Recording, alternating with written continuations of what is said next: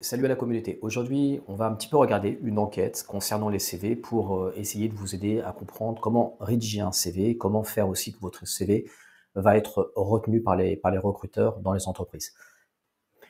Alors, on le sait aujourd'hui, le simple fait d'avoir un CV ne suffit pas. C'est-à-dire que le CV aujourd'hui, c'est devenu un outil courant de communication pour rechercher un emploi. Simplement, ce qui se passe, c'est que une grande partie des candidats, lorsqu'ils rédigent un CV, en fait, n'ont pas les connaissances et la méthodologie qui leur permet d'être retenus, de voir leur candidature retenue. Alors, il y a plusieurs raisons qui peuvent expliquer ça. Des fois, c'est un manque d'expérience, des fois, c'est un manque de diplôme, des fois, c'est un manque de qualification. Mais des fois aussi, c'est simplement que le CV n'est pas rédigé correctement et ne permet pas de vous mettre en valeur. Il faut savoir aujourd'hui que la concurrence sur le marché du travail est extrêmement rude. C'est-à-dire que les meilleurs emplois sont les emplois dans lesquels il va y avoir beaucoup de candidats. Et puis, il y a évidemment un seul poste qui est libre. Or, ça veut dire que si vous avez une centaine de candidats et si vous avez un seul poste qui est vacant, eh bien, vous avez une chance sur 100 d'être pris. Ça veut dire aussi que pour avoir une chance d'être le candidat qui va être choisi sur les 100 candidatures ou sur les 150 candidatures, il va falloir que vous soyez au moins dans le top des 5% des CV qui va être retenu. Donc ça veut dire que sur 100 CV que je reçois, je vais en garder que 5 pour un entretien. Et ensuite, sur ces 5 ou 6 candidats, je vais en garder 2 ou 3 que je vais envoyer au directeur des ressources humaines, par exemple, ou que je vais envoyer à l'expert dans le domaine, et il va y avoir un deuxième entretien. Par exemple, si c'est un CV pour un job de directeur financier, donc moi, je vais faire le premier entretien, je vais shortlister les meilleurs candidats, et ensuite, je vais l'envoyer à quelqu'un qui est contrôleur financier. Et je vais lui dire, bah voilà, moi, j'ai vu un bon entretien, sur le plan de la personnalité, il m'a plu, il a un bon CV, est-ce que tu peux l'interviewer? Donc, ça, c'est la deuxième étape. On va regarder dans cette vidéo comment est-ce que vous pouvez faire pour être parmi les 5% de CV qui sont retenus. D'accord? Pour avoir une chance de passer la deuxième étape qui est l'entretien. Et je vous assure que dans cette vidéo, vous allez apprendre beaucoup de choses et vous allez être très surpris par des erreurs que vous faites très certainement. Alors, le document qu'on va regarder ensemble, c'est une étude qui a été faite sur 500 recruteurs qui ont été interviewés et qui ont donné leur avis sur ce qu'ils considéraient comme les meilleurs CV. La question, c'est est-ce que ce qui est le plus important, c'est l'aspect esthétique du CV, c'est la forme, ou est-ce que c'est le contenu du CV? Et vous avez 51% des recruteurs qui ont considéré que ce qui comptait le plus, c'était d'abord ce qu'il y avait à l'intérieur, le contenu du CV. Et il n'y a que 11% de ces recruteurs qui ont estimé que l'esthétique était plus important que le contenu du CV. Et vous avez enfin 40%, ou plutôt 38% des recruteurs qui ont estimé qu'il fallait les deux. Alors, qu'est-ce qu'on peut tirer de cette information?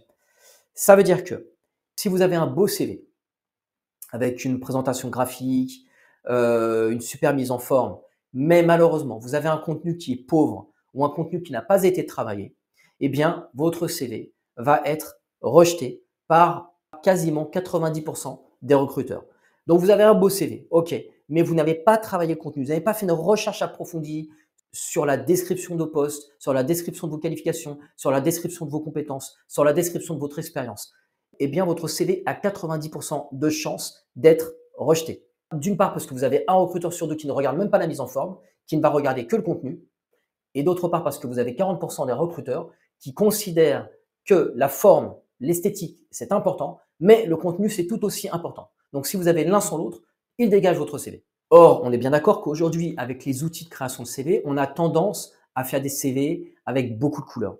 En fait, en faisant ça, vous n'allez plaire qu'à 27% des recruteurs. Un point important, c'est que les CV à deux colonnes, c'est-à-dire une colonne latérale à gauche, par exemple, et une colonne centrale où vous allez décrire vos expériences, eh bien, c'est devenu quasiment la norme pour près de 8 recruteurs sur 10. Donc, si vous avez les CV à l'ancienne, comme on a connu il y a une dizaine ou une quinzaine d'années, avec un CV en une seule page, avec juste les dates qui se succèdent, ce CV-là, aujourd'hui, est totalement rejeté, puisqu'il n'est considéré acceptable que par 5% de recruteurs. Donc déjà, si vous avez ce type de CV-là, vous avez 95% de chances de passer à la corbeille.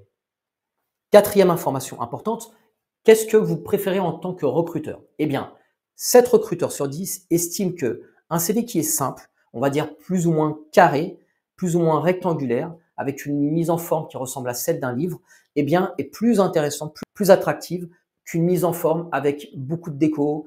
Alors, pour contrebalancer ça, je vous dirais qu'il y a peut-être des secteurs, comme le secteur de la photo, comme le secteur du graphisme, des personnes qui sont spécialisées dans la réalisation des designs, des modèles pour des jeux vidéo, par exemple. Pour un artiste, on peut peut-être valoriser les CV qui sont très créatifs. Mais ça représente une infime minorité des CV et des postes, on est bien d'accord. Donc, si vous deviez choisir, choisissez le CV le plus formel, le plus simple possible. Il faut qu'il soit beau, il faut qu'il soit, on l'a dit, en noir et en blanc, aux couleurs dominantes. Autre surprise de cette étude, c'est que 72% des recruteurs considèrent qu'un CV en noir et blanc est plus impressionnant et plus attractif qu'un CV avec plein de couleurs. Et il faut qu'il soit aussi formel que possible. Il y a un point qui est vraiment important à ce sujet, c'est que quand vous allez rédiger votre CV, vous devez essayer de penser comme le recruteur. Vous devez essayer de lui mâcher le travail, de lui faciliter les choses. C'est-à-dire de mettre les informations qui sont les plus importantes. Il faut les mettre en avant. Il faut qu'elles soient visibles tout de suite. Donc les informations les plus importantes, c'est évidemment vos expériences, vos réalisations et des compétences qui sont vraiment utiles pour le poste. Ça peut être des compétences en programmation, ça peut être des compétences linguistiques, ça peut être des compétences qui sont précises par corps de métier. Par exemple, si vous travaillez dans l'hôtellerie, dans la restauration, dans la programmation, il faut mettre en avant ces compétences et il ne faut pas les mettre à la fin, il faut les mettre tout de suite, très rapidement. Pour ça, vous pouvez utiliser la colonne de gauche de votre CV pour vraiment faire ressortir tout au début et tout en haut, eh bien, les compétences les plus importantes pour le recruteur. Ces compétences, en fait, elles sont assez simples à trouver puisque c'est les compétences qui, normalement, vont apparaître dans l'offre d'emploi. Beaucoup d'entre vous, lorsqu'ils font un CV, font cette erreur, c'est-à-dire qu'ils vont mettre en avant ce qu'on appelle des soft skills. Ça veut dire qu'ils vont dire, ben voilà, moi je suis motivé, je suis énergique, je suis quelqu'un d'organisé. Le problème avec ces compétences, c'est que ça peut tout simplement être du baratin. Ce qui, moi, va m'intéresser en tant que recruteur, c'est de connaître vos compétences techniques. Ensuite, pour étudier vos compétences liées à l'intelligence émotionnelle, comme l'empathie par exemple, ou la capacité à travailler en équipe, eh bien ça va être au moment des entretiens. Ce qui a sa place dans un CV, c'est qu'est-ce que le recruteur a besoin maintenant pour pouvoir commencer la mission. Quelles sont les choses qui vont attirer son regard? Quelles sont les compétences qui sont rares et qui vont faire la différence et qui vont me permettre d'être dans les 5% de CV qui vont être retenus? Rappelez-vous, 95% des CV finissent à la poubelle. Alors, je suis sûr qu'à l'école, lorsqu'on vous apprenait à faire des CV, on vous disait que c'était important de mettre vos hobbies, vos loisirs et ce que vous aimez faire. Par exemple, vous êtes champion de karaté, par exemple, vous adorez la peinture, vous aimez aller au cinéma, ou vous aimez faire du piano. Eh bien, sachez que 90% des recruteurs estiment que ces informations sont superflues dans un CV. Lui, ce qui l'intéresse, c'est qu'est-ce que vous aimez faire qui est utile pour le travail. Encore une fois, il faut que votre CV, ce soit un condensé de toutes les choses qui sont essentielles, qui sont fondamentales pour prouver que vous êtes apte et que vous êtes compétent pour être directement opérationnel pour commencer à travailler dans cette entreprise. Pas besoin non plus de mettre une liste de toutes vos références. Ça, vous aurez l'occasion d'en parler pendant l'entretien. Petit détail important en termes de mise en forme, eh bien, 44% des recruteurs estiment que Calibri, c'est la police la plus lisible pour un CV. Alors, super important, et moi j'en parle souvent dans mes formations, j'en ai parlé dans ma formation sur le recrutement pour l'Arabie Saoudite qui s'appelle Saudi Expat. Si ça vous intéresse, vous pouvez cliquer en lien en description. Et j'en ai parlé aussi dans ma formation et dans mon coaching pour vous apprendre à faire des CV qui s'appelle CV en duo. Le lien est aussi en description de cette vidéo. Eh bien, ce qui ressort de cette étude, ça confirme exactement ce que j'essaye d'enseigner à mes élèves, à savoir que 45% des recruteurs estiment que ce qui est le plus important que les diplômes, plus important que les compétences, c'est de parler de votre expérience professionnelle.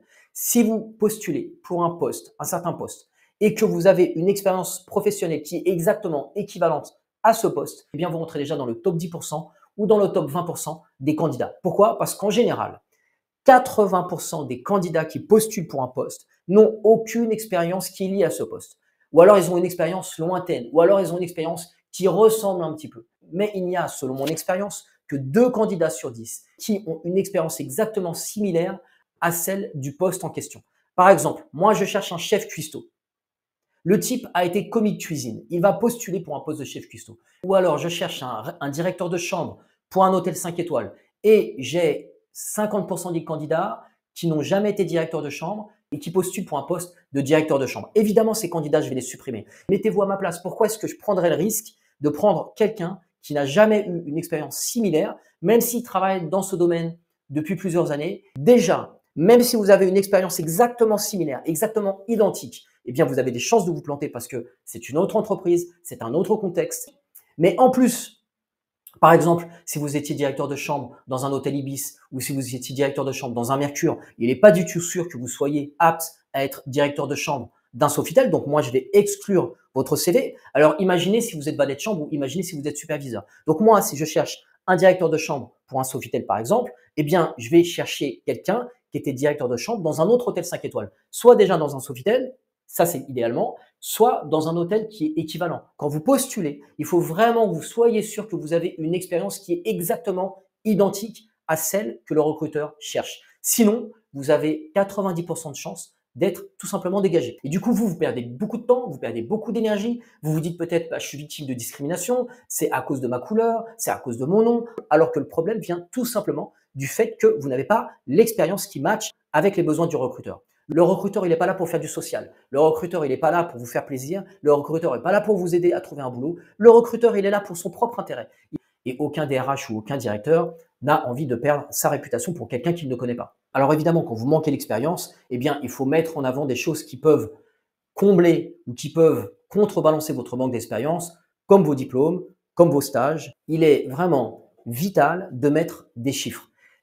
Dire, voilà, moi j'étais responsable de marketing, mais dire que vous étiez habitué à envoyer 5000 newsletters par jour, par exemple, où vous avez réalisé tant de chiffres d'affaires, où vous avez dirigé une équipe de 7 personnes, où vous avez participé à la réalisation de tels produits que vous allez citer, ça, ce sont des exemples qui sont concrets. Donc, utilisez constamment, non pas des descriptions vagues, mais essayez systématiquement de mettre en avant des compétences précises et des actions précises qui sont chiffrées et qui sont illustrées par des exemples. À qui vous devez vous adresser lorsque vous écrivez votre CV? Est-ce que vous vous adressez plutôt à un DRH ou est-ce que vous vous adressez plutôt à votre futur N+1, à votre futur boss? Eh bien, sachez que le DRH, lui, son objectif, c'est simplement de filtrer. Donc, ce qui compte, c'est de parler le langage du manager, c'est de parler opérationnel comme le manager, c'est de parler de choses concrètes que le manager connaît. C'est beaucoup plus important que d'essayer de convaincre le DRH qui, au final, ne sera pas le decision maker. Il faut comprendre que le recruteur n'a pas 5 minutes à donner à chaque CV. Un recruteur a entre 30 secondes et 2 minutes pour scroller un CV. Ça veut dire quoi? Étant donné que je reçois une centaine de CV pour un poste, je ne peux évidemment pas passer 5 à 10 minutes par CV. Ça veut tout simplement dire que vous ne devez pas considérer votre CV comme un fourre-tout, votre CV comme quelque chose où vous allez tout dire. Essayez d'identifier ce qui est le plus important et ce qui va le plus m'impressionner. Mettre en valeur les choses qui vont me persuader que je dois vous rencontrer pour avoir davantage d'informations sur vous. Un petit peu comme le miel attire les abeilles, il faut m'attirer pour me donner envie d'aller plus loin, de passer à l'étape numéro 2. Qu'il fasse partie des 5 CV ou des 3 CV que je vais envoyer à mon expert. Donc, 1, on l'a dit, votre expérience professionnelle en tout premier.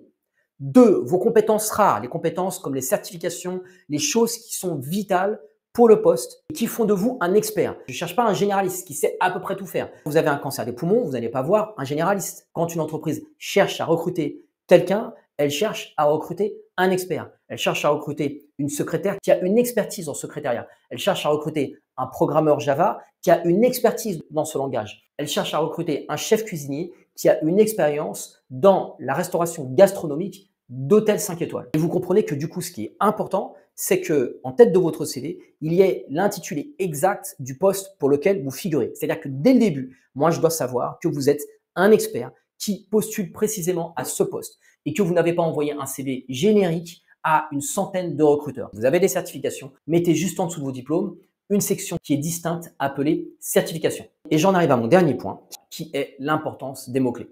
Il faut savoir qu'aujourd'hui, 80 à 90% des recruteurs des grandes entreprises utilisent des logiciels d'analyse de mots-clés. C'est-à-dire que les entreprises reçoivent tellement de CV qu'elles investissent dans des logiciels qui vont sélectionner les meilleurs CV. Le problème, c'est que ces logiciels ne sont pas intelligents, même s'ils fonctionnent avec de l'intelligence artificielle. Ça veut dire que ces logiciels, ils vont, pour pouvoir identifier les meilleurs CV, se référer à des mots-clés. Et si vous n'avez pas réfléchi en amont à aux mots-clés qui sont utilisés dans votre métier, dans votre domaine d'expertise, si vous n'avez pas intégré dans votre CV plein de mots-clés qui sont liés à votre expertise, eh bien votre CV il va être mis de côté par le logiciel. Et du coup, moi qui suis recruteur, je ne vais recevoir que les CV qui contiennent les bons mots-clés. Et qu'est-ce que ça veut dire? Ça veut dire que les 20 ou les 30 CV qui arrivent sur 150 candidatures, par exemple, ne sont pas forcément les meilleurs CV. Ce ne sont pas forcément les meilleurs candidats. Ce sont simplement les candidats qui ont compris qu'il fallait utiliser pour le référencement des mots-clés qui sont précis pour que le robot puisse lire le CV